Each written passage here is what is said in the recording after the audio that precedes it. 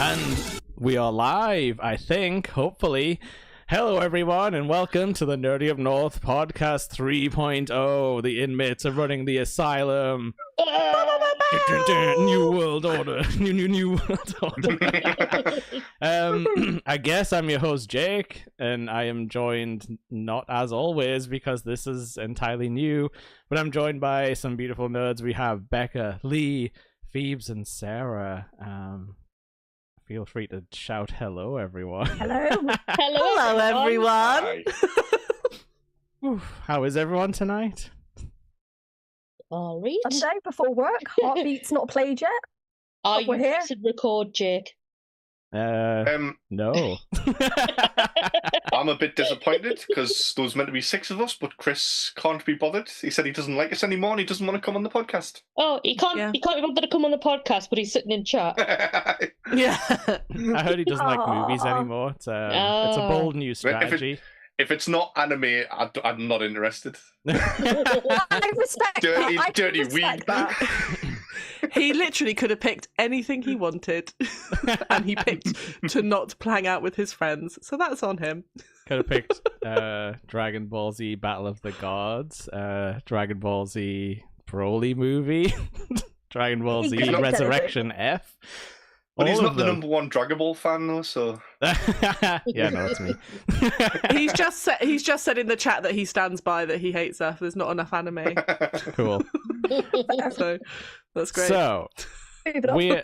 we're here tonight to, I guess, talk about like our not like #1 favorites of all time, but like something cool that you really enjoy and that you think other people should experience. Am I correct in that? That's the vibe Yeah. tonight. Yeah. That is the vibe. Yeah. And hopefully this introduces us and shows people watching what kind of movies we're into. Yeah. I think we've picked pretty good representations of ourselves as well, by the looks of it.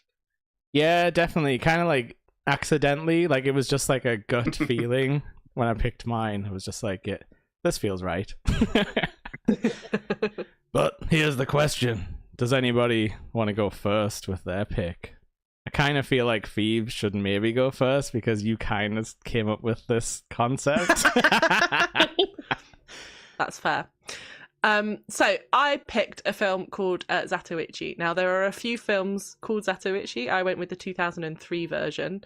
But it's based on there's like a Japanese folk hero of like the blind swordsman who travels from town to town, Yes. resolving injustice. Basically, he's like a Ronin figure, and the 2003 version I think is the best Zatoichi film for a couple of reasons. First of all, it's got a really great cast. It's got like these little musical Bollywood moments to it, which just appear randomly throughout. So at one point he's walking through rice fields and it's raining and you've just got some people who are kind of doing like a weird stomp in the puddle situation, which is just fun. So it's fun for like the weirdness of it. Yeah. It has very, Well, very... it was. Yeah. But they having all of this like sword fighting and bloodshed all the way through, and then ending on a dance number. It's like, what? Perfection. I don't understand. I like, and like, surely that's a selling point. But that's another reason I love it, because I think it does everything a great martial arts film does, and it does it tongue in cheek. So it takes the serious sword fighting and like there's some serious tragedy and heartbreak in it, and it does it so earnestly and so seriously. And then in the next minute you've got a naked adult baby man running around screaming with a spear. That's just it a kind classic. of feels like it kind of feels like they've tried to expand who they are aiming this movie at. Let's not just go for the Japanese martial art fans. Let's go for everything. Yeah, let's go for everyone. And actually, I think because of that, it kind of makes a great family film, which it's like, stay with me. It's like, so in my personal family, this is a film that is much loved because I think it hits different people in different ways. Like there's some like very heartbreaking romantic bits in it with the kind of the central antagonist who is a dishonored samurai, and who's got a very sick wife and is kind of basically he's laying his honor down in order to make enough money to buy her medicine. It's like incredibly tragic. So that like gets you in, like if you like an earnest heartfelt story of honor, that'll get you. If you want action scenes, I was rooting for that guy all the way through. You do, right? You absolutely do. And like you root for, I think you root for everyone, like even the goofy gangster type characters who are in the gambling dens. They're because they're funny and they make you laugh, you kind of also are kind of rooting for them as well. Like there isn't really a bad guy, they're just people in shit situations trying to like muddle through. It's great. And it's also got like a great story with the siblings as well, who have escaped a kind of honor killing of their family and are trying to get revenge. Yes. It's got everything. Yeah, like I do genuinely like really like the lone sort of like swordsman. Like it's kind of like what all video games are based on when you think about it as well. As like, oh, the lone character who goes around solving like the new quest whenever he gets to like the new town and stuff like that. But not super interesting about it having like musical numbers, and I feel like that's something I quite enjoy when there's like a break in the tone. Yeah. But I know some people hate that, like they really don't like tonal whiplash sort of thing, but I think like it's hard to do right, but if you can pull it off, I feel like it does make like people warm to the thing a lot faster. Yeah. And I think the way that they do it is that they don't like, it's not like a the whole street breaks out like into a smash song and cut or dance. anything. No, it's more like a kind of kabuki theatre chorus or an ancient Greek chorus, in that they pop up to shift the tone or to change the scene, and then the soundscape that they create, so like the raindrops become the splashing in the puddles, become this kind of rhythmic sad, like rhythmic song that then carries you into the next scene of the film. I think it's just like a very well crafted film, as well as being light-hearted, funny, like heartbreaking. All I think I missed quite a few of these like musical, not the musical numbers, but like those little transition bits and things like that. Yeah. And even some, I don't think I got the whole plot correct, because I watched this on YouTube, which is a Japanese movie. I watched it translated into Portuguese, but wild choice. But then I had the caption subtitles translated to English. That was the only way I could watch it. So I definitely sent you other options. You did, but I watched everything downstairs on my TV, just like either on Amazon, Netflix, YouTube, whatever.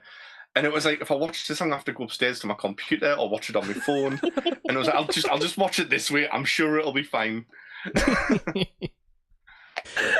So, and it was confusing. I was going to say, like, was there any lines that stood out to you, Lee, where you were like, I don't know if that's what they were actually saying, or did it seem fine? Do you know what? I can't really pull many lines out, apart from, do you know what, right at the end, he opens his eyes, and the guy, he starts, like, looking around, and I was just like, benefit fraud.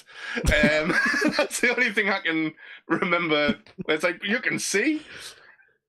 But can he? That's because that's the whole thing. After the musical number, he's like, "Oh, I couldn't see," and it's like, "What? Wait, I don't know." Well, because he opens his eyes, and people think, "Oh my god, he's just been closing his eyes to give him some sort of weird sword challenge." Like, what's the vibe?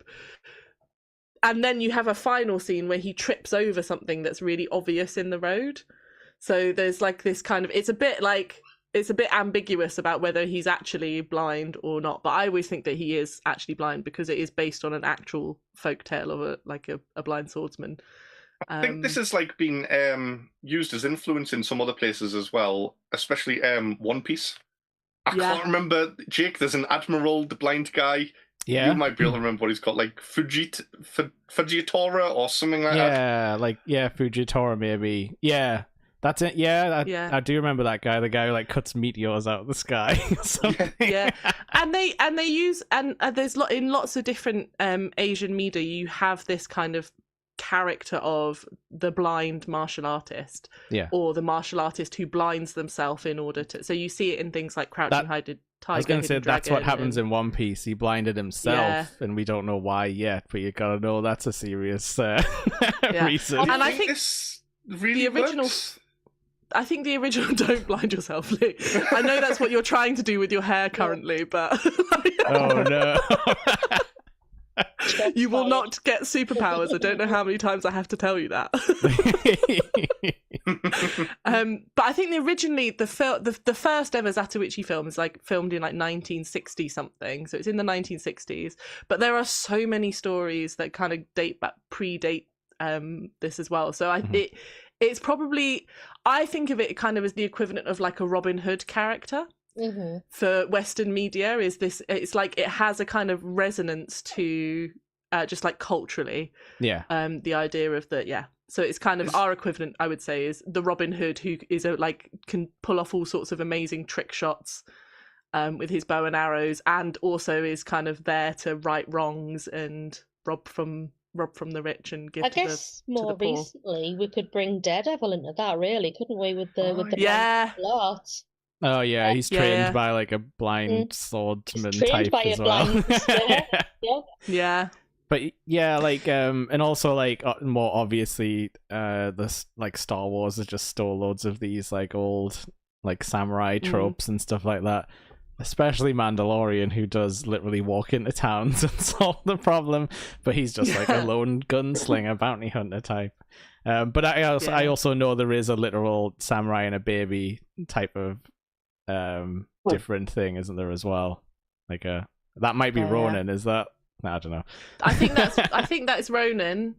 But again, it kind of comes from. I think it kind of all comes from the same place of this, and I think it's folk. And this is why one of the reasons I love it, because they're two cultures that have basically evolved very differently in terms of storytelling. If you look at kind of Japanese and British folk storytelling, but in both cultures have found a need for like this kind of fallen it's like a kind of fallen warrior trope who like that everyone can rely on to come into town and save them in their hour of need. Like, and I find that kind of beautiful. It's like there's like a universal, actually we're not that different, even though, you know, everything appears different on the surface. There's underneath that, there's like a humanity to things. And we're just waiting for someone to stand up and save us from society. Please, blind swordsman. Very relatable this week. Actually, I've just remembered my favourite thing from this whole film was the other guy who's friends with Hatoichi training with his sword, and those other 3 people are laughing at him.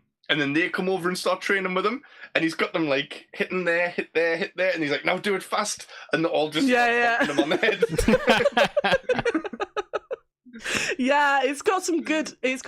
I like, you know. Do you remember in the 90s where they used to put lots of visual gags into films?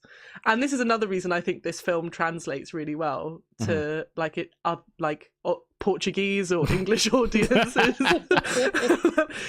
because it's got loads of visual gags like that as well, which are just fun, and I miss those. Like, I miss it. What's the one with Charlie Sheen where he's like sees a pair of heels and then looks up and it's just like fake legs? Oh, like Hot Shots and stuff like that. Yeah, in Hot Shots. There's so many visual gags, and I miss a visual gag. Same in like films like Zoolander as well. There are loads of visual gags. Because everyone's got the phones in the hand. They don't need to do visual gags anymore. So they'll loudly announce what you're doing next. Old man Jake just rolled into town to right the wrongs of a blind teenager. Look, he's coming on the horizon. He sees through the technology that's blinded us all. Yeah, stop doing that, Netflix and Disney. All right, awesome. Would you like to see this as a TV show? I would love to see this as a TV show. I think it would work really well, and especially I think when you're saying there's other stories and stuff as well. Yeah, and can you imagine it doing a kind of like Monster of the Week or like Mystery of the Week type scenario? It'd be amazing. I would love to see it a bit like Reacher, Amazon series. That'll be class. That'd be cool. I really do miss Monster of the Week simplicity. But like, isn't that why everyone loves like procedurals so much? And yet none of the big like studios want to do one, and it's just like, I don't know, CSI. There you go. You can have your long running I miss CSI. Monster of the Week. It's still on, Becca. It's never not on. You don't have to miss it.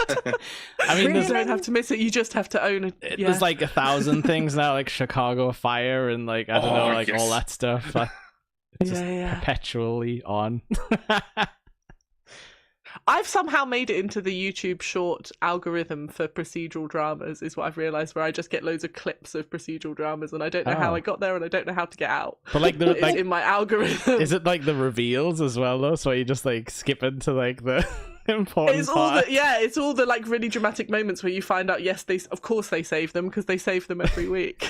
Is this real TV shows that you're seeing the dramas for? Like, I think so, yeah. My algorithm's given us so the one that came up the other day was my farmer dad is secretly an archmage, and it's just like these people that have made another one of your dodgy animes. Yeah, it sounds like an isekai, but it's like it's real people, and it's just like they can't act. But I'm still like, I need to see how this ends. I love those programs. I've got to like Google it and go on like Daily Motion and like skip through and find out what happens. I was just about to look at it. I was looking at Daily Motion. I go there all the time to watch those programs. You should watch it together. I love it. That's mine and Lee's thing now. You didn't know though. You're just doing it separately. But yeah. Call your friends. Tell them what shorts you're watching in case they can drag you out of the pit. But yeah, I think that sounds. I want to check a version of that out at least. That sounds like it would be the Portuguese version. No, like ideally. Can I? Yeah. I recommend. And this is one of the few times I'll say this. I recommend watching it in the original Japanese. Just give it a go. I always get them eventually. This isn't endorsed by Anime Club in any way. Gaijin Club. I think I'll go next then. So I picked the American classic of Mice and Men. Did anyone else do this book in school? Yes. Yes. What, just No, Lee? I haven't read the Not book. long ago. I read it maybe about 2 years ago again. Yes. It's like the size of a pamphlet. I have it right here. It's like the tiniest thing. It's like 5 chapters. But yeah, this was like the very first piece of work I properly analyzed for school, obviously. But I always feel like that can hold like a special place for you, where it's like the first one that you actually dug into. It helps if you like it. You could get something, because it's obviously picked for you, and you could hate it. But I got lucky. So it's interesting though. I don't know if I totally like the movie adaptation that much, if that makes sense. But it's only because of the performances. I feel like it's very like faithful. There's nothing like glaringly missing or anything. But what performances? it might be John Malkovich, you know. John Malkovich. Oh, this masters at what they do. No, well, I love. I just don't like Lenny, because the first time I heard this like vocalized was on an audiobook version that my English teacher had and played for us. And Lenny had a deep voice, so in my head it's like Lenny should be like a deep voice stupid guy. Also, John Malkovich is one of those. He's such a big guy, but he does have a very soft. He's very softly spoken, but I think that adds like a. It adds a simultaneous. It's like a gentle menace to Lenny.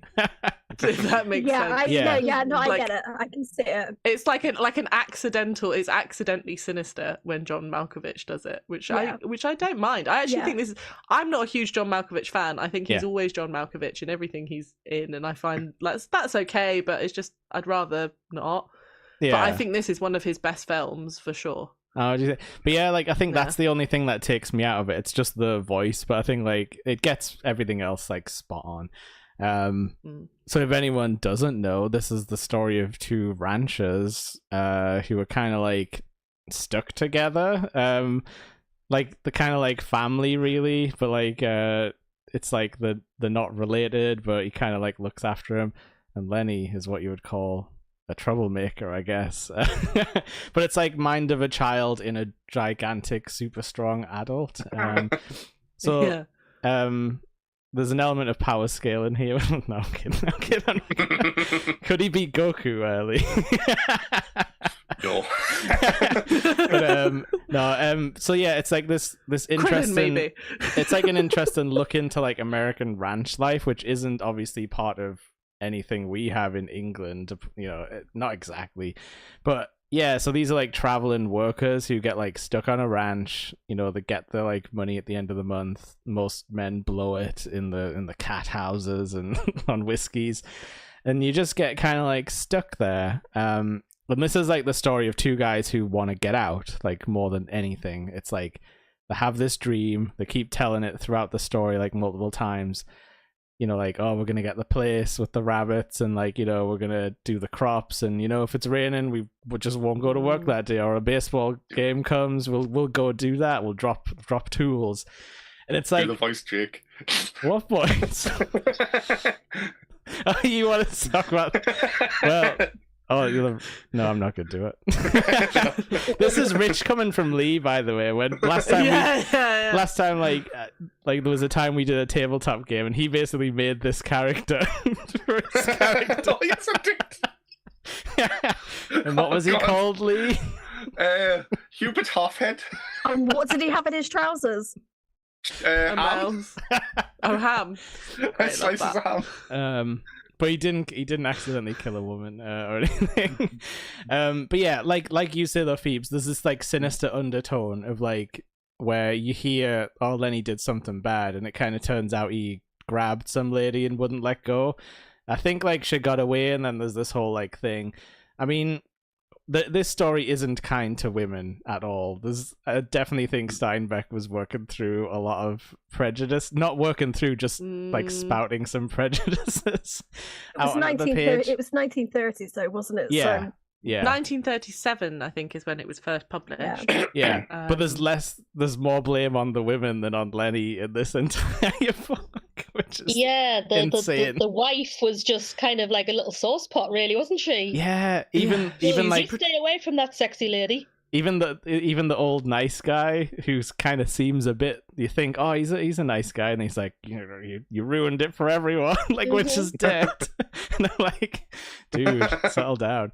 Yeah. But yeah, I think like obviously, I think the reason this speaks to so many generations is because isn't that most of our dream to like have a little place where you don't have to go to work and you just sort of like hang out?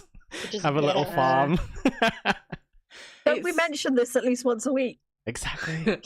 Compound. Yeah. But I've started calling it a commune because I think it sounds a little bit better than compound. Okay, well, it's still going to have a fence. But yeah.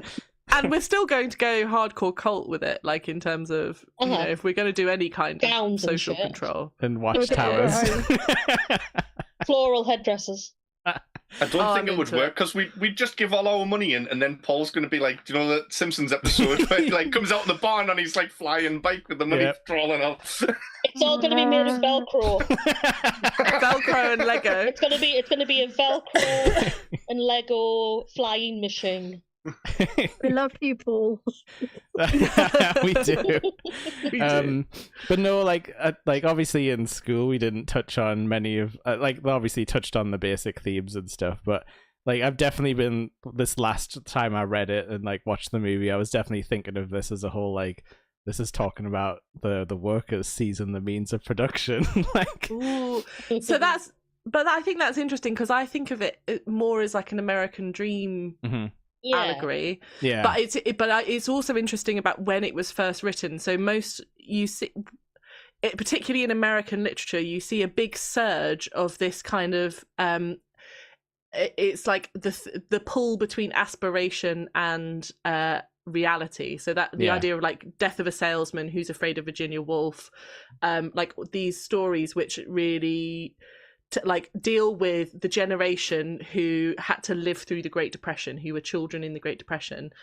But Of Mice and Men is written before a lot of that. It's written about 2 decades before you get plays like Death of a Salesman. Mm-hmm. And yet they're all dealing with this idea of like it's the American dream to have your own little bit of land that you can set your own rules and you can run your own life and be your own boss.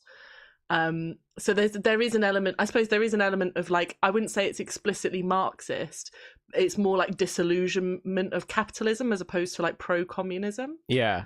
Sorry, I went real. No, that's good. There are only a few but you know, like, steps away. I think yeah. I think it's, but I think I agree with you.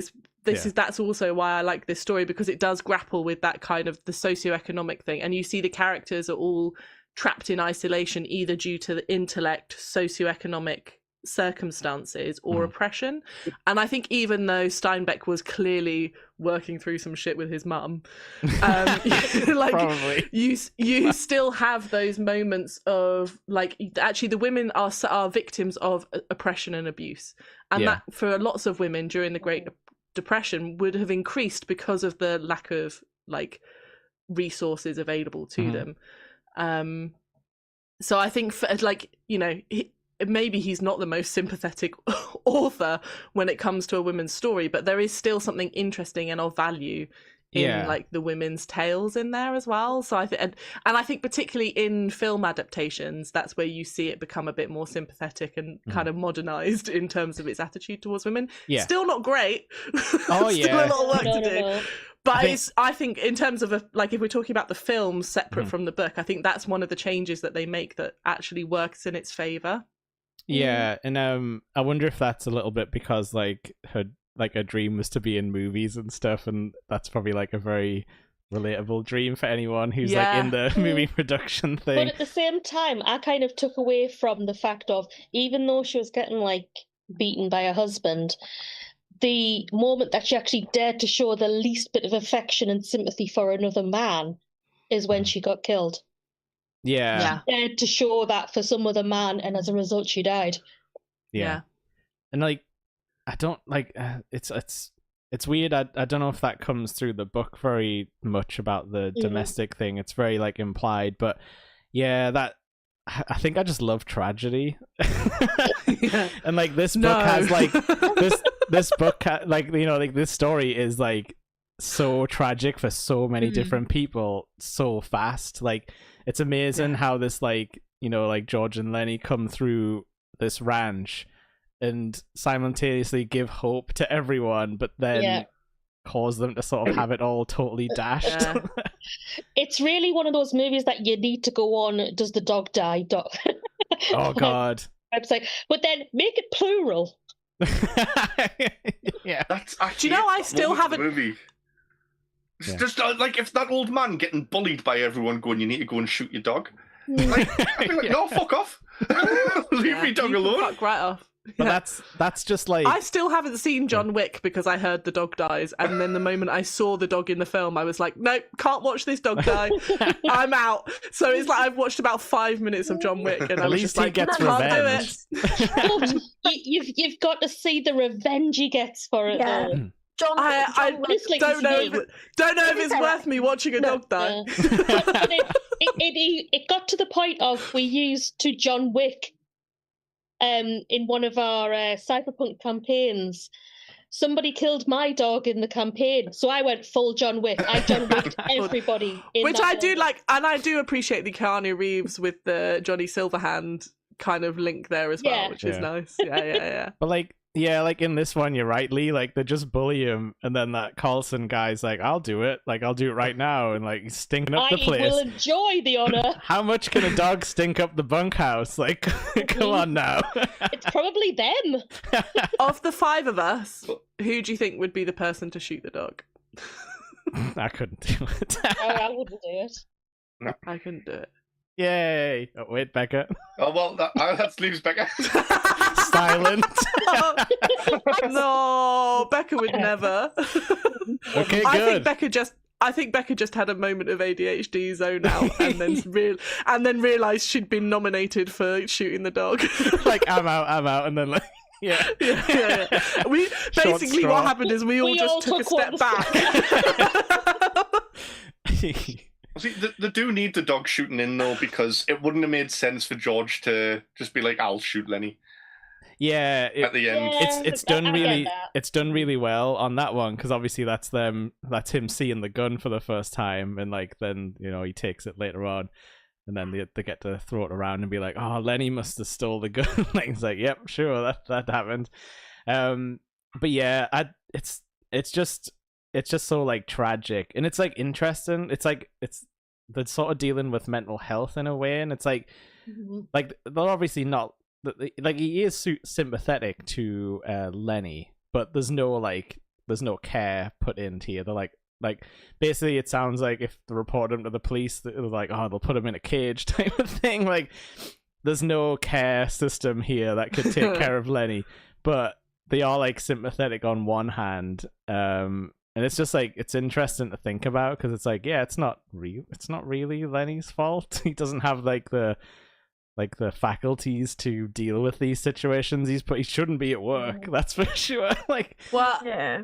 And for a country that still has the death penalty in place, capacity is an important conversation to be having in terms of execution, right? Because it's like how do you define someone as being guilty? Is it the like consequences of their actions, the impact, or is it their intention and their understanding behind the crime? And I think in most cases people will say it's the impact that actually is the thing that gets measured in. And this is very much told in a like, oh well, this ranch is like outside of town, like the sheriff's not gonna know what's going on here, type of thing. And like Lee says, he has to shoot him in the end and distracts him with his favorite story, his favorite bedtime story, while he does it. It's friggin' awful. It just makes you. I'm glad there's no like postscript really. Like, you know, I'm glad you're just sort of left to think about like what happens after all this. Like, you know, like. I don't think I've ever seen anyone try to do a sequel. I don't. Yeah, it would. You definitely don't need it. One of the few films or books but I've never seen anyone attempt anything like that. Of Mice and Men 2, Lenny's Revenge. We have seen it's just a funeral. I mean, once it becomes public domain, there'll be a horror movie about Lenny, probably. You're not wrong there. Yeah. Well, it would be a perfect setup, like a perfect little ranch for a zombie apocalypse to start, and started by Lenny. Yeah. I also feel like there absolutely have been horror characters who are basically Lenny, because isn't House of Wax is basically got like a Lenny type serial killer in it. Yeah, he's kind of just trying to capture beauty in a way that he understands. Yeah. Yeah. But no, like I just like, it's just the tragedy is amazing. I'm gonna have to say, like the way it's built up, just like throughout the movie, because you just get you get it like drip fed to you, like the things Lenny's doing wrong, and you're like, it's coming. Like obviously, I don't think I predicted he would kill a woman when I was like reading it hearing it the first time, but it's just like how it builds, and it's like, all right, first it's the mice, and then you're like later on it's like, oh no, he's killed his puppy now. That's kind of like what like throws everything off, and it's just like masterfully done to just get you in the heart, because they're almost there. Like the old guy's got like the $250 and 50 more coming, and then add it all together, you got probably enough to get the deposit on the house, but like they don't even know the house is available, because it's like you got to write a letter and send some money through the post, I guess he says. It's like, it's just juicy tragedy, but I really like it. I wonder if Gary Sinise I love him. He's such a great actor. Oh, he's so good. He's perfect for this role. Done this and having to star opposite John Malkovich being an absolute man-child, and then going on to do Forrest Gump and just being like, for fuck's sake, I just want to act across from somebody normal. I'm a distinguished actor, for God's sake. I studied Shakespeare. Yeah, like gets the job. Oh, that's the job on the American classics, and it's like, oh damn it, I'm the straight man. Watch this again. There's loads of famous people just popping up. Miles Dyson from Terminator 2 was the black guy in the cabin. And the guy that shoots the dog, I don't know where I know him from, but he's just a kind of sitcom dad. And he's got a big mustache now, I think. If he's probably not alive anymore. Yeah, I'm just trying to look. But yeah, obviously Sherilyn Fenn is masterful Richard casting. Reel.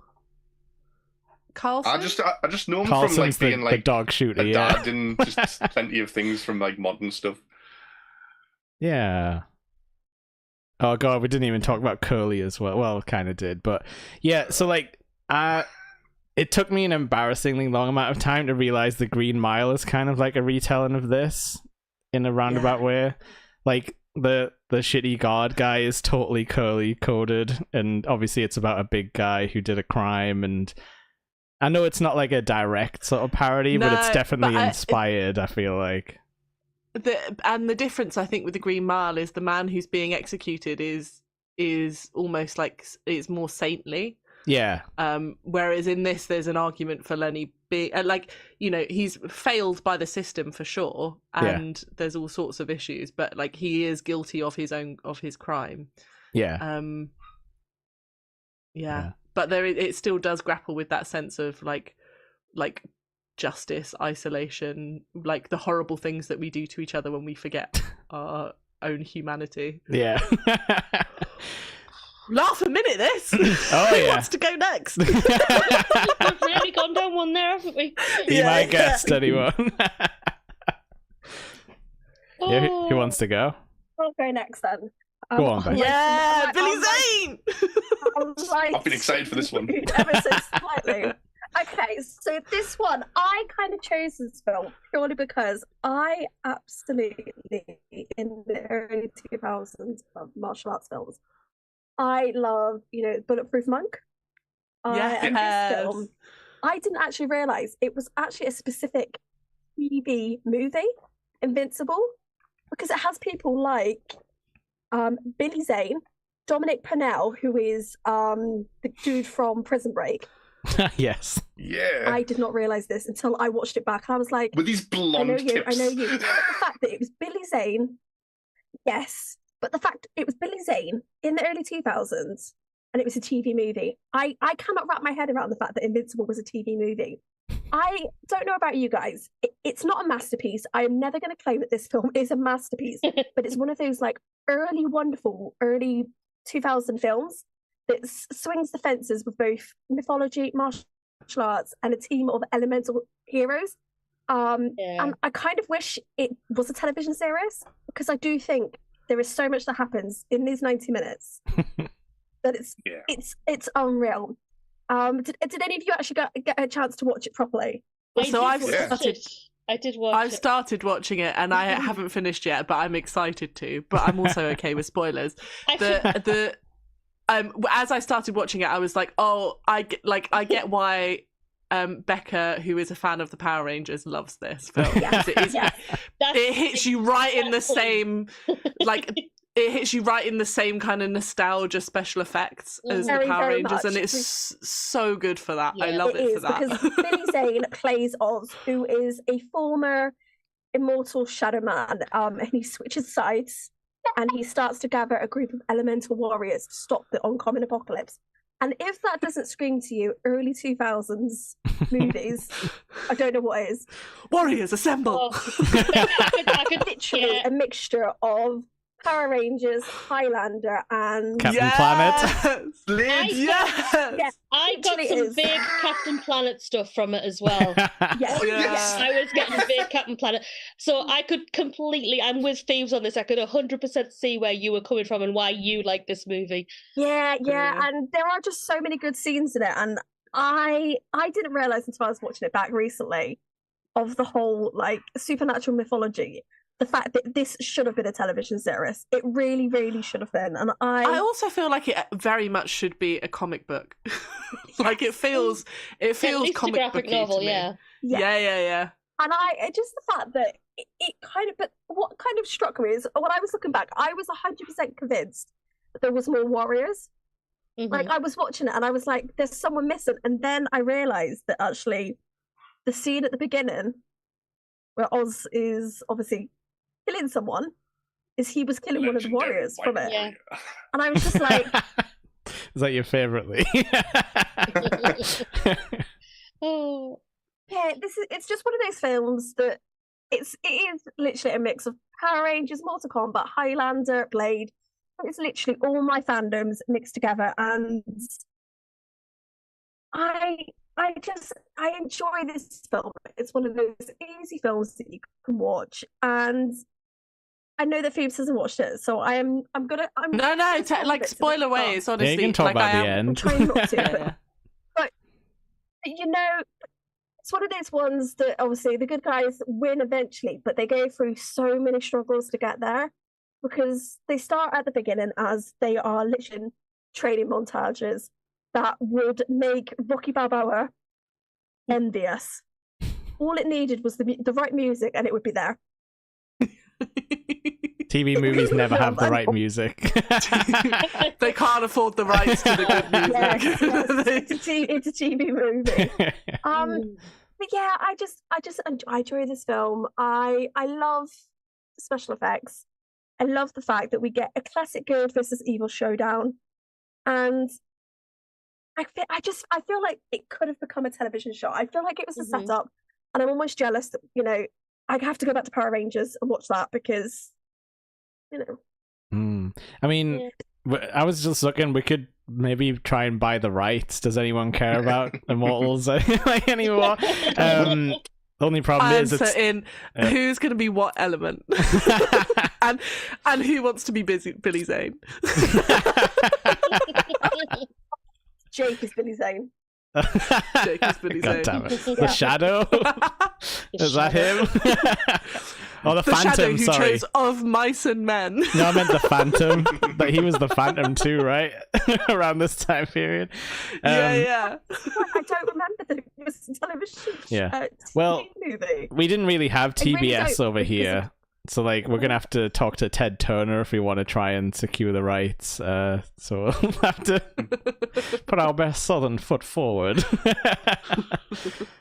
Like, I was surprised watching this. Like, when I first put it on, it had the Sci-Fi Channel logo in the corner. Yeah. And I didn't notice it until like maybe 10, 15 minutes way through, and it was like, hang on a second, no way is this from the Sci-Fi Channel. Like these things usually do like amazing things. I've only seen stuff like where they do like Land Shark. Yeah, Z Nation came from there. We used to have things. Television shows. We used to have good TV channels that put effort in. That's what you notice in Lee. When it changed to SYFY, that's when it all went downhill. Well, this was really good, but I would love to see it with a bigger budget. Yeah. What they did was such a small budget, and the fact they had some of these actors, like this was like Billy Zane at the top of this thing. I don't understand how they got him. I really don't. I don't know. Could it be that he just did it for the laughs? It could be. But the fact that it was like produced by Jet Li and Gibson, like I can't wrap my head around that. I reckon if you're Billy Zane and someone says, "Do you want to work on the next Jet Li project?" You're like, "Yeah, sign me up." Yeah, probably. I don't need to read the script. It's fine. But I really liked 100% what it was, but I really liked how much Billy Zane's character basically became joyous after the Warrior of Light beat him, and it was kind of like he had this really odd whimsy about him. Like, I mean, there's a scene where he's riding a bike. I'm not going to like describe it in too much, but there's a scene where he's riding a bike, and it was just kind of like while he's giving a speech to the Warriors, and I just kind of like, why are you riding a bike? This is whimsy. We've just whimsy this recently. He just became joyous. And it's like, this is really weird considering you've only got like 5 or 4 days until the world ends. And also, I think they who did the bike thing. Billy Zane with whimsy? I think they did the bike thing. I think it was just there to show like him using these powers of like being able to ride on top of the water, and like there was obviously like a track of like glass under the water or something to make it look like he was floating on top of it, whilst everyone else was like knee high deep in the water. Just to be like, look how great I am with my water powers. I did wonder whether he was meant to be riding it on top, but when what was his name? The Chinese man, Mr. Fu, Marcus Fu or something like that. But when he needed healing, they put him in the water, and it wasn't that deep. Yeah, I think that might have been a plot hole. I wasn't sure which way, whether he was meant to be on top of the water with the bike or not. Yeah, there are a few plot holes, but I low-key love the practical effects as well. Like, that's one thing you can rely on and it gave, like, you know, Power Rangers or Xena Warrior Princess energy to some of the special effects, where it's like, any minute now, I think I'm going to see that, like plaster boulder just kind of blow away in the wind, or like something on a string or attached to a camera is flying into the scene. Like, but with the bike, that's kind of, you know, it's just pure practical effect, and I love it. When you've got a low budget, I think you find more interesting solutions to how you want to tell this story, and sometimes they work and sometimes they don't, but it's always a good time. Yeah, and I feel like it's ambitious to even approach like water scenes in general, like unless you're doing like a beach show or something. Maybe Billy Zane can walk on water. We haven't asked him. True. Billy Zane did sound. It just feels like he's having the best time in this movie. Yeah.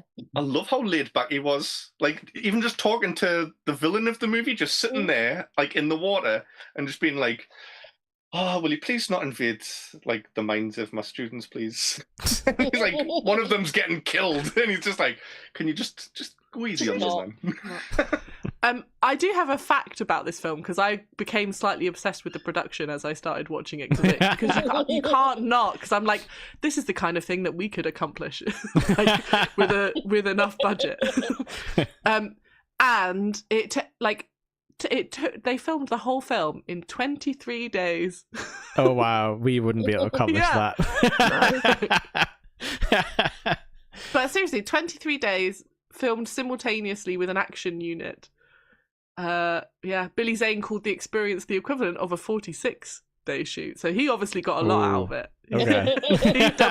he got double the bang for his buck. Yeah. But yeah, and I think that's impressive when you think actually, like, it would have had a tiny budget, like really limited in terms of time to film it. It's actually, I think, quite a big accomplishment of a film. Was my takeaway. You've sold me. Sounds amazing. I would also, if it was to go like into a comic series or a TV series, I would like to know more about the Warrior of Light. Yeah. I think I was quite intrigued by that character, and we really did not get much of them at all. No. And I would want them and Billy Zane to kiss. You've got to have a bit of a story like that in any film. Yeah. I get you. Yeah. Absolutely. I mean, my guess, it probably does have some kind of fan fiction community, like everything does, right? Probably, yeah. AO3. To be fair, this was probably fanfic.net. Oh yeah. Oh, that's yeah. Okay, back in the old days. I'm gonna go search after this. I'm gonna find out. I'm gonna report back. And then if not, we have to write it. I'm sorry, we're contractually obligated. Is this gonna be like? Okay. Maybe it's like, maybe if we can write more fan fiction than exists in the filmed version, then the rights will pass to us as the the stewards of the franchise. You are determined, my friends. I just want to. I'm gonna get Ted Turner's email address. I think he's still alive. I love how you're like holding out like this is some sort of like just you earn it by right. Yeah, that's how I would like the world to work. Yeah. Rather than get destroyed by the copyright lawyers. Do you know what? You love this enough, it's yours now. Well, although that is basically fanfic, isn't it? Yeah, it's either that or we just change the names and it's like a spiritual successor.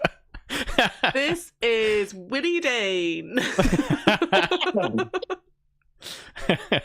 I know his character isn't actually called Billy Zane, but for me, he's always going to be Billy Zane. I know. Billy Zane. Some actors, it's too hard not to say because they have fun names. But Becca, have you ever do you know why you kind of gravitate towards the magical group stories and stuff like that? Have you ever dug into Power why? Rangers? No, Power but Rangers. what sort of about the format is does it for you? We don't know. I think there was so much of it in the 90s. Yeah. From X-Men, Power Rangers, Planeteers, Teenage Mutant Ninja Turtles. There was always a group element of anything. So I think we are stronger together than apart. Yeah, and that's why we started No Deep North. And that's why we live in a sewer and eat pizza. That was too relatable. But yeah, I think the concept of stronger together, that works, and that power kind of friendship. Yes. It's the friends we make along the way. Hell yeah. Okay, who's next? Who's next? Lee or Jump Sarah? in. Go on, I'll go next. Go on. Whoever is least comfortable with the silence. Right. Anyone who kind of knows me or has watched or listened to the pod for a while now knows that I'm into 80s movies. I love things like Labyrinth, The Dark Crystal, Legend, that kind of thing. Mm-hmm. However, I've got a soft spot for movies that are kind of in the mid-90s when I was approaching and was a teenager. Yeah. This is one of them that I've chosen for today's episode. And I think it's one that a lot of people miss, and considering the actors and director, I think it's a damn shame. So I've chosen A Life Less Ordinary. It's based on a book by John Hodge, but the movie's directed by Danny Boyle.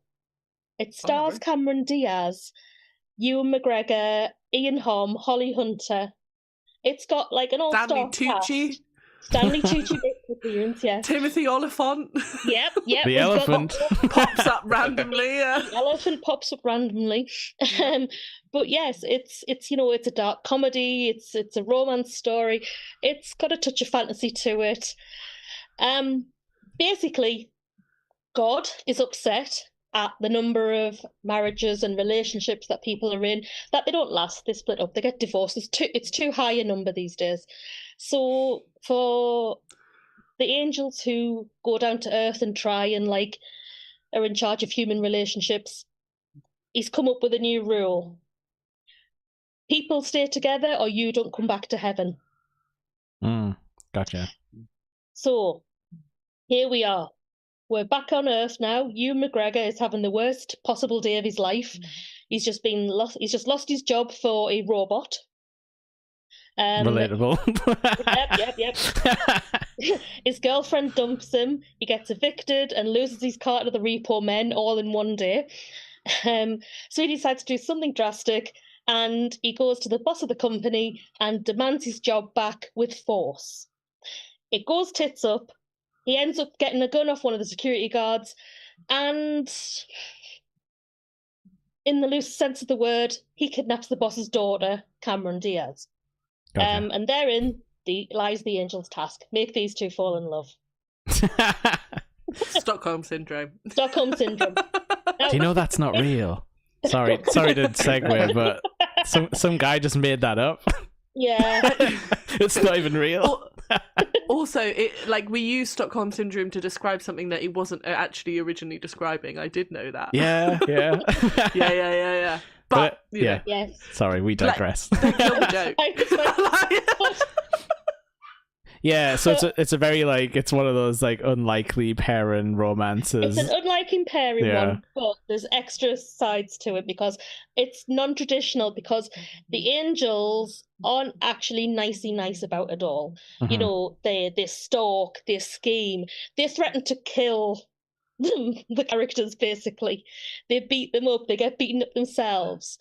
They keep going on about having medical insurance and things like that, the angels. I really enjoyed how hopeless Ewan McGregor's character is. Cameron Diaz just takes charge of her own kidnapping. You know, she's been through it all before. She knows what to do. Let's get away from my dad with a load of money. Holly Hunter, I think, is genuinely terrifying at times in how ruthless she is willing to be. And standing next to Delroy Lindo, she's this tiny little white woman, and she is the driving force behind, let's just kill them. Yeah. There's a musical number in there too as well, and that brings me on to, it's a great soundtrack as well. It's a who's who in the 90s. You know, there's Ash, there's Beck, there's R.E.M., the Prodigy. Man, Ash. What? Haven't heard of them for a while. I love Ash. It actually, this soundtrack is, they wrote the title track for the soundtrack, and that is actually my favourite Ash song. Oh, wow. I think you went to see them last year as well, didn't you? I did. They were supporting the darkness. I went to see them in the early 2000s or something in Newcastle, so we were probably at the same gig at some point. Probably, all of us. Probably. I used to go to a lot of their gigs. Yeah. But yeah, it's and it's got a bit of old school in there, like Bobby Darin and Elvis as well. I just think it's a really underrated and overlooked movie that a lot of people don't seem to have heard of. No, I'd never heard of it. Was this one of your proper you bought a VHS of it and watched it loads of times type of movies? Yeah. And I've got a DVD now of it still. Yeah. I love those things though. No, I absolutely love that where you're like, oh, this is my movie, and you're like, I don't know if that's probably just because you're not asking anyone else what they're watching or something, but I definitely had those where I'm like, I'm gonna watch this once a week or something. I think I watched Kill Bill Volume 1 so many times for no reason. I get why. I have that film. A lot of films. It was kind of me alternating this and Empire Records in the 90s. Oh yeah, perfect. Yeah. I do miss this kind of 90s thing where they were just, I know I'm not saying there's no new movies these days or anything, but I feel there was definitely a time where you'd be like, okay, here's a really weird out there concept, and you're just gonna go with it. And it felt like watching a new movie, you used to it was everyone was a new concept. It'd be oh, I don't know, this one's about the lawyer who can't tell a lie or something. Hilarity ensues. So yeah, I just don't know if anything like this would do well nowadays, because it's we're gearing up for the second He-Man reboot, and everyone's really excited about that, apparently. Oh, it's very. Hey, I think the world needs He-Man right now, and I'm willing to. Could he save us? If he can't, no one can. Oh. There's going to be She-Ra in it. Don't. Okay. Hey, Netflix She-Ra is impeccable. They should just make that as They movies. really should. They really, really should. It's been a life change. It'll come. It'll come. If He-Man does well, it'll come. No, but I agree. I think there is something about this period of like filmmaking, because it's also like late 80s, early 90s. There was a lot of angel stuff happening. Like, because I also remember what's that film where there was what's his face? There was Fallen with Denzel Washington. There was like City of Angels with Meg. What's the one with oh god, what's his name? John Travolta plays like the angel Gabriel or something. Michael, that's it. Michael, yes. The angel. And he's eating peanut butter all the way through. yeah. And you also have like Meet Joe Black, where he's like the angel of death, and like you get like all of this kind of like weirdly surreal. It's like, because it's basically just a rom-com, but they like, or like a farce, but they add this kind of weird surreal element to it, and I feel like that you don't see a lot of that like magical realism-y type surreal elements in kind of ordinary storytelling anymore. It's either you have to be full-blown fantasy sci-fi, or it's like hyper realism. It's never like you don't get that blend in the same way. Yeah, I mean, even like isn't It's a Wonderful Life? That's got angels too, where it's like, I don't know, an angel just shows up and fixes the story. Like, all right, we're going with this. Don't be sad. It could be so much worse. Let me show you a videotape of all your family suffering. Like you say though, Peach, like, you know, the angels ain't so nice all the time. No, it's kind of like a do whatever you need to do to get the job done, and there's like, as part of the kidnapping thing, while Cameron Diaz is taking charge and saying, well, let's send a pint of my blood to my father or something like that, and just cutting her arm to like drain the blood. Whereas, like, you know, the angels go to the father as like bounty hunters. Right. So they agree to get the daughter back, but they also agree to kill Ewan McGregor. But how does part of the deal? How does that get them back into heaven though? Because I thought they had to make the relationship stick or whatever. I think it's kind of one of those things where until like, death do us part. Double bluff. But then I mean, I didn't really want to spoil it, but you know, it's 30 years old at this point. There's a scene where they're trying to like put Cameron Diaz and Ewan McGregor to try to put them in peril, because, you know, what's going to save them from peril rather than true love? So like, they've got Cameron Diaz, they've just done the hostage swap for money. Yep. So she's still got her hands tied up by the car with Holly Hunter, and Delroy's gone to the woods with Ewan McGregor and basically made him dig a shallow grave, and is going to shoot him in the back of the head and let him fall in this grave. And he's kind of like, he's at the point of holding the gun to his head and about to pull the trigger. And he's saying, like, I commend his soul to you. So he's willing to kill this man. And then Cameron comes in, of course, and like, yeah. That begs the question of okay, so there's these angels, then what who's a guardian angel then? Is that like a different job title? Or does your guardian angel cancel out somebody else's? So therefore, if I am saved by killing someone else, maybe. But the show, like the angel part of heaven, is like a police station, so there must be different departments. On the nose. I kept forgetting that there were angels. So after that scene where the female angel's on the front of the car and they're just driving off the cliff and she gets crushed, I'm like, oh, she's dead, and then like she comes back later on, and I'm like, eh. Oh, yes, angels, of course. That's because, as Phoebe said, they erased the angels in the 2000s, so we never had them again from media. Didn't even think it was a thing. But yeah, Lee, do you want to take us home? Oof. Yeah, so Broody. I picked a movie called Popstar, Never Stop, Never Stoppin'. Yes, I've heard of this. I've seen this ages ago. I watched this. I can't remember how I stumbled across this, but it's probably just being a fan of The Lonely Island. Yeah. Who basically made this movie. It's like an SNL type mockumentary, Spinal Tap type of movie, following Connor Friel from The Style Boys, which is basically Lonely Island, and he goes solo as Connor for real. Yeah. And he's just this like Justin Bieber type pop star, but he's just an absolute idiot. And all of his songs are pretty much Lonely Island songs, like Finest Girl, where he's singing about how he wants some girl to fuck him harder than the US government fucked Bin Laden. Or he's singing about Mona Lisa. And Mona Lisa, you're an overrated piece of shit. And his life just goes tits up because he releases a new album where he's trying to write it all himself, and he's got 100 producers in to do all of the music, and it's been an absolute flop. Yeah. So then it starts into he's trying to get his music out there by selling himself out or becoming a sellout. And the best way that they come up with is by teaming up with a company called Aquaspin, which is like a fridge company. Like they do like fridges, home appliances, blenders, things like that.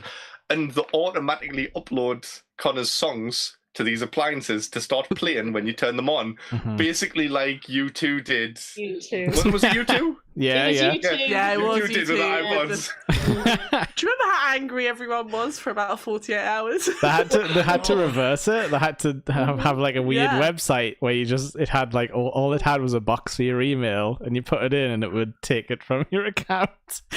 Some developer had to like rush that through in like 2 days.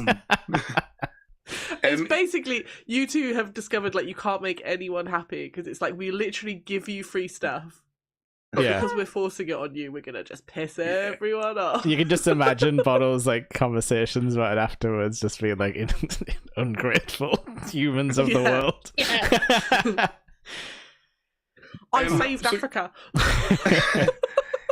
It follows Connor's life like throughout these like a year or something like that of trying to release this album, and just again everything's going wrong. He's coming up with gimmicks on stage, like he's making Jonah, he's like DJ wear a giant like Daft Punk helmet. He tries doing like costume changes where he ends up naked on stage, but he's got his dick tucked between his legs, and everyone's saying that he kind of for real has no dick, like on the news and stuff. So he's trying to like reset the news cycle by getting engaged to his fiancée Ashley Wednesday. And it's like this big setup with like Seal singing at his like engagement, and there's wolves like because she was a wolf in a previous life. Yep. But then the wolves attack Seal, and he has to fight them off, and he loses an eye and all sorts. Because the wolves are enraged by Seal's singing, which is a bit of lore which I just really hope is true in real life. I just imagine like a wolf pack out there just getting like a blood rage every time Kiss from a Rose is played on like a car radio on the highway. Yeah, and they speak to his manager saying like, can you please stop Seal from singing? Like it's enraging the wolves. He's like, I can't stop Seal from singing. I was gonna say like he clearly like genuinely like loves this song because they put it in like Brooklyn Nine-Nine and stuff like whenever they can. It's been like so long since I've even thought about this movie, but I do love the kind of weird Saturday Night Live offshoots every now and then. But like some of them are terrible, and some of them don't even bother coming out over here because like we don't even get proper SNL a lot of the time. It kind of reminds me of like the MacGruber film. Have you ever seen that, Lee? I haven't seen the movie, but I've seen the SNL shorts of it. Yeah. It's also like Superstar. Yeah. But it's just like these weird, awful movies where it's like, I don't know if the sketch was enough to carry, but here we are. like obviously Wayne's World. 60 minutes in. Yeah, like obviously Wayne's World worked, and I think that was what gave everyone else the confidence to try again, because there's the whole like Midnight at the Roxbury thing as well with like Will Ferrell that nobody cares about in England. But just like lost movies, and think about the budget that went on those that could have been spent on Immortals. Also, because of Andy Samberg's like connections with like his Lonely Island stuff and getting all these like guest stars in and stuff, this has such a star-studded cast all the way through. I was surprised at some of the names they got on there. Like, I was surprised they got Seal on, but not only Seal, but they managed to get Seal to sing, which I feel like I feel like that's either a favour or a fuck ton of money. It's one or the other. And I don't think Andy Samberg at this time had a fuck ton of money, so it must have been like a friend favour. Is he not a good sport, Seal? He did that weird like Super Bowl advert last year where he was... I assume he's a great sport, but I also assume that he's too busy to do stuff for just anyone. His song was for Batman Forever as well, remember? Kiss for a Rose, like... My favourite one is Justin Timberlake. Justin Timberlake's uncredited in this movie, and he's just the chef Tyrus. And he's like, I love watching him eat the food I've prepared. I also really love the bit where he's like, so he's kind of had this awful like fall from grace, and he moves back home to his parents' house, and is he like selling pictures of horses online? Yeah, he's drawn horses and he's drawn by 2-year-olds, and it's so like that bit for some reason just makes me laugh, like cry laughing, because he's like, oh, there's another one, $8. That's just what the internet is now, though, isn't it? I know, and I'm just like, but that's why it's so funny, because it's like, who hasn't sold a picture of a weird horse, like, do you know, like, or sold something weird online? I mean, look at us all sitting around here doing a podcast. Do you know what I mean? It's just, there's something about it that just makes me cry laughing. Yeah, and that's the crazy thing is, though, if he was like a celebrity now doing that, like on some kind of thing, he'd be making way more than $8 per. He'd be Noel Fielding. Yeah, exactly. Well, yeah, I would recommend this to anyone that loves SNL or anyone that loves like Lonely Island. It's got Michael Bolton in as well. I forgot about that from obviously the Captain Jack Sparrow thing. It's a little bit of a stoner comedy. Mm-hmm. Not like that's not like drug use all the way through, like Pineapple Express kind of stuff. Yeah.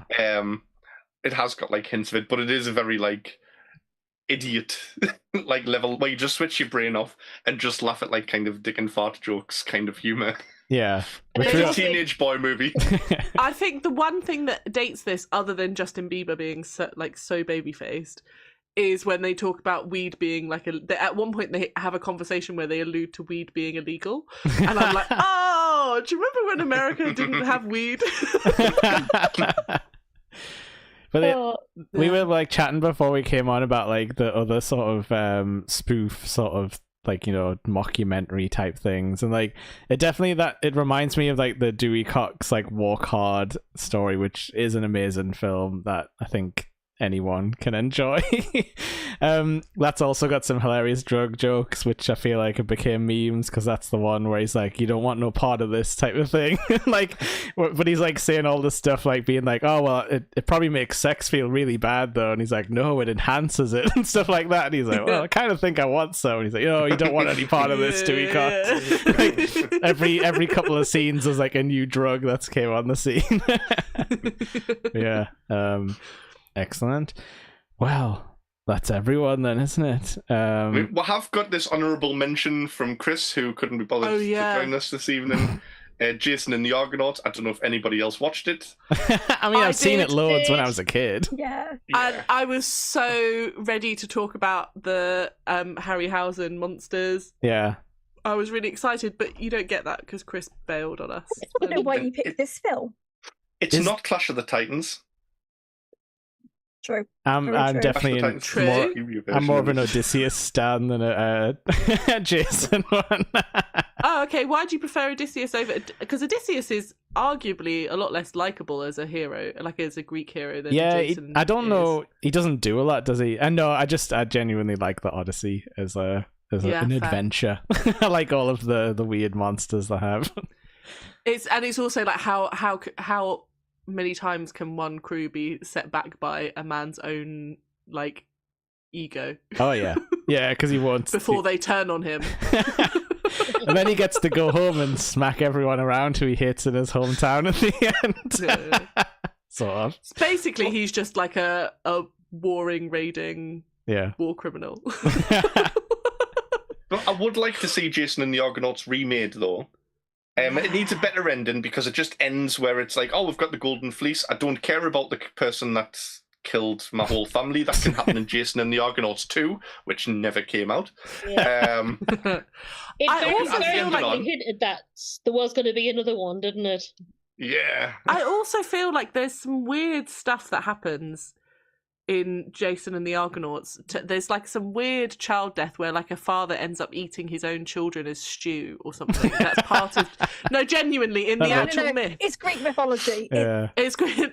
Like genuinely, and so like he gets back home and like he gets kind of all his revenge and he's restored to like his like kingly status or something, or like marries the princess and gets given kingly status. But then I think as part of the like one of the characters ends up accidentally consuming their children as part of like divine justice or something. I can't remember, but it gets weird after they get like the fleece. That's what you get for having ambitions. Yeah, like it gets super weird. So that's why they didn't make the sequel, Lee. I want to see it remade, and I want to see this as part of what Paul has as his Nicolas Cage verse. Jason played by Nicolas Cage. Oh, I would love to do that. Fuck with that. I would love that so much. But I think we could have all movies with Nicolas Cage. Like, Hatoichi, Nicolas Cage. Yeah. All of these films could only be enhanced with Nicolas Cage. Do you know what? Instead of Cameron Diaz, in any role. I would love to see Ewan McGregor fall in love with Nicolas Cage. Can you imagine? That'd be glorious. Wouldn't even need the angels' input. He would definitely make a good Lenny as well. He'd make a fantastic Lenny. I would like to see Nicolas Cage do Of Mice and Men, where it's a kind of like a like he plays every part. A one-man show. Like that film with Dustin Hoffman. What's it called? Oh, I thought you were going to say Being John Malkovich. So I think the only one that wouldn't be improved with Nicolas Cage is Invincible. I don't think we could replace Billy Zane. But he wouldn't play Billy Zane. He'd play the Warrior. He'd be the Warrior of Light. Yeah, thank you. Do you just want to see him kiss Billy Zane? Yes. That will be the fanfic. That will be the fanfic I will be writing after this call. I think we just need to get Phoebes a Billy Zane action figure so she can be like with all of our toys. If you get me a Billy Zane action figure and not a Nicolas Cage action figure, I'll never forgive you. The Billy Zane. I mean, either would be a very adorable present, but they belong together. Oh, well, Chris is mad we slandered his film, apparently. It's not that we slandered it, it's that we're refusing to talk about it in a meaningful way. Yeah, is that the one with the skeletons? Yeah. Those are pretty cool. Yeah. I also think there's I think it's Gravity Falls, the cartoon, where they go to like an old Harryhausen guy, and then half the cartoon is like in stop motion, and it like attacks them and stuff. Yes, that's definitely Gravity Falls. It is definitely Gravity Falls, and it's great. Gravity Falls is such a good cartoon. It's so perfect as well, because it's just so perfect, and how it can do Monster of the Week and also have the perfect arc, it's and such a satisfying ending as well. Yeah, the death of summer, so the death of the last summer. Yeah, perfect.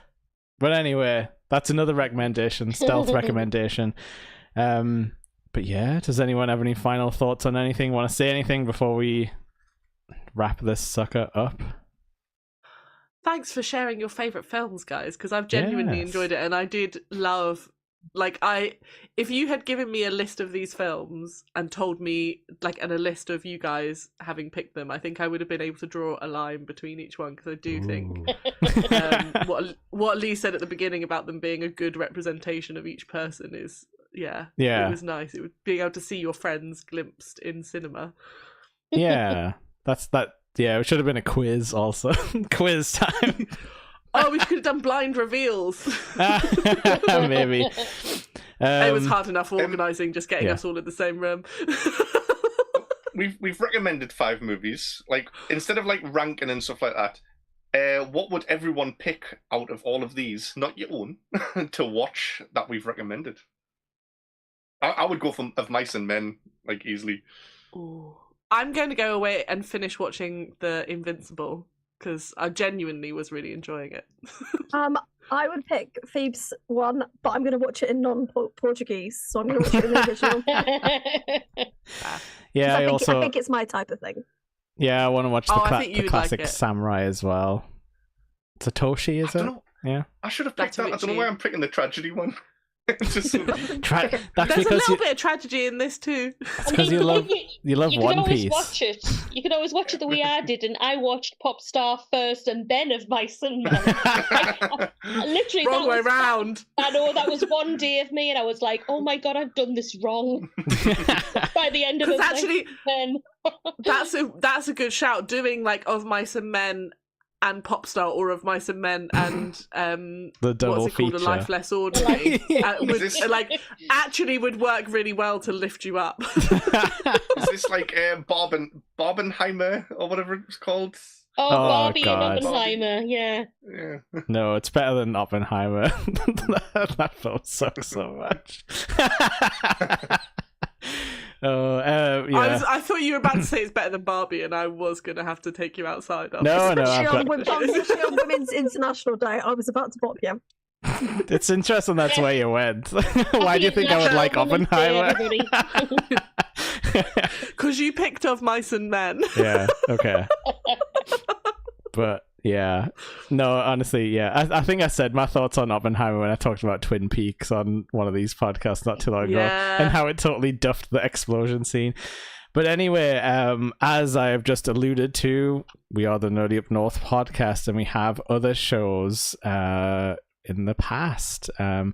But you know, we've lost some hosts along the way. People have got sick of podcasting and sort of, you know, taking breaks and things like that. But we are trucking on. And thank you, everyone, for joining and keeping the thing alive. But yeah, if anyone else does want to follow the channel and check back any previous episodes, we've touched millions of amazing movies and sort of nerd things, I suppose. But yeah, I think like we've had a chat and we're kind of like the channel's not really changing massively, but it's definitely going to stick to like nostalgia as a sort of like touchstone. Probably 90s nostalgia whenever I'm involved. But yeah, does anyone want to plug the side projects? Because we have so many spin-offs. Yes. Peeps can go first. No, you go first, Becca. It's International I Women's was Day. just going to say, check out the episode that we did yesterday, because we had an amazing interview with Abby, who is the CEO and basically an all-round amazing person who is organising a Festival of the Girl, and it's the first time it's outside of London, which is amazing for Newcastle to get, and it's on the 21st. So watch that episode because it gives you all the details, and stay tuned because Thursday we've got Once More with Morgan. Yes, where me and Becca run through Power Rangers episodes pretty quickly because they're very frantically edited and there's not always a lot of meat on the bones. No. But we get to talk about cool robots and swords and things. And we get to talk a lot about Sentai because this is it's quite easy to distinguish when it's Japanese footage versus American footage, and how poorly sometimes it's edited. But it's a fun Thursday. I love Thursdays because it's fun. Phoebes? Nice.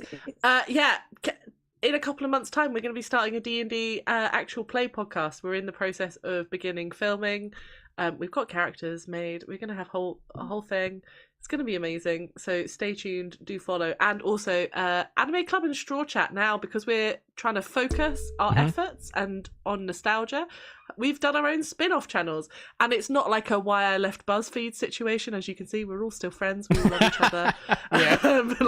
Like we're not. Although Chris and I have been really tempted to do some like stir up some fake drama. But honestly, just to have a good time. Yeah. We've done the real drama, so why not have a nice and breezy fake one? But we did think about doing like a Why I Left None, but we haven't actually left. We're still here, so it wouldn't really make sense. So make sure it's got nice dramatic music and stuff. And we need like really like broody kind of thumbnail where we're like, oh, and like a picture, like a black and white picture of Lee that like zooms in slowly and then gets a big like cross out like sign slams over it. The day the podcast died. Yeah. He said what? No, but yeah, like that's definitely true. Like we're 100% supporting like the side channels and stuff. Because the internet's very noisy nowadays and you don't know what the hell the algorithm's doing, and we're just trying our best. Let's face it. We're all just trying our best to get by and have it. But go ahead and please, find us on the socials. Find us on YouTube. Anime Club UK. Straw Chat do have their own channel for the anime episodes, which if you want to see a podcast where Chris does show up for, you can go and check that out. And this Tuesday we are still doing the live action One Piece on the Nerdy Up North channel. Yeah. And this Tuesday is the first episode of season 2 of the One Piece. Yeah. Hell yeah, my dad is going to be very pleased because for a year or whatever he's been asking me when One Piece season 2's coming back. I'm like, I don't know. All 8 episodes do drop on Tuesday, but we are only recording one a week at the moment, as far as I know, unless we just binge them and go, let's record them quicker. I'm fully planning to watch along with you guys, watch along with the podcast rather than watch along with you in real time, because I can't keep up with the rate that you consume immediately. Oh my god, because we've been doing Straw Chat, we've been having to watch anime arcs, and sometimes Chris and Lee are like, oh, I'm up to episode 390, and I'm like, oh no, I'm on 340. I'm way behind on Straw Chat at the moment because I keep getting ahead, and I can just binge a full arc in 1 to 2 days. So it's well, I'll just hold off until you guys are ready, and then just be right, binge. And then we accidentally overtake you. Okay, that's But that's been really fun going back through mine and Lee's favorite anime, pretty much, and digging in more with future knowledge now that we didn't have the first time we watched it. It's it's super cool. And we might hit some of the movies when we get stuck for time, because obviously we could. And I don't think we've touched many anime. I know you guys have done proper anime movies, but I don't think Nerdy Up North has ever touched the shonen movie where it's it's a side adventure and we'll never talk about it again. I think we did one of the Dragon Ball ones. Yes. Oh, yes. But the fusion even that one is relatively, it's relatively self-contained. The weird one where Hitler shows up randomly. Yeah, but and it's children fight Hitler. Oh weird. Yeah. Well, he was in hell at least, so that was the commentary there. I also do some wrestling sometimes. Very sporadic recording schedule, just once a month, whenever we feel like it. Because we're usually watching old shows that are 3 hours long, and I can't fit any more than one of those a month into my life. But we have a lot of fun. That's with Sloop, who was a decently big streamer, and now she just slums it with me every Wednesday night. There's nothing slumming about it. I was about to say, I don't think she would say she's slumming it. Is there anything else? Is there any projects? Anything left? Anything anyone's looking to do? But if you do want to keep up with us, follow us on Facebook, follow us on Instagram. We post everything there. We were also doing more stuff on TikTok as well, and posting shorts and things, so there'll be announcements. Just subscribe, hit the little bell. And there will be more Sunday episodes of the Nerdy Up North podcast. We don't know who will be hosting. It's just whoever picks a movie that wants to do something that they feel like doing for that episode. Might not be weekly. And it doesn't have to be a movie. At least once a month. It can be anything. This concept was a bit more than a movie. Phoebes' idea to be cool recommendations. Anyone come forward with an episode, and you never know, if you join the Nerdy Up North community, you might end up on the podcast accidentally, like most of us did. But that's the Facebook group. It's kind of like a forum, and it's fun if you like that kind of thing. But I think we've hit everything. One more plug. Yep. One more plug. We have a new theme tune for this podcast, thanks to Adam Ashbridge. Yeah. Yes. Go and check Adam's music out. Type Adam Ashbridge music in on YouTube or Spotify, and you'll find him. And you can look at his guns on TikTok Live. Yes, but they've been doing a bit of a local tour. Yeah, that's true. His band Heatseeker. Heatseeker. I always forget about the local element. There might be people in the local area watching. Because Nerdy Up North is the world. But yes, I guess this is the end of the first 3.0 podcast. And we don't have a sign-off because only Paul and Sammy had sign-offs before. So get lost, everybody. Stay classy, San Diego. Bye.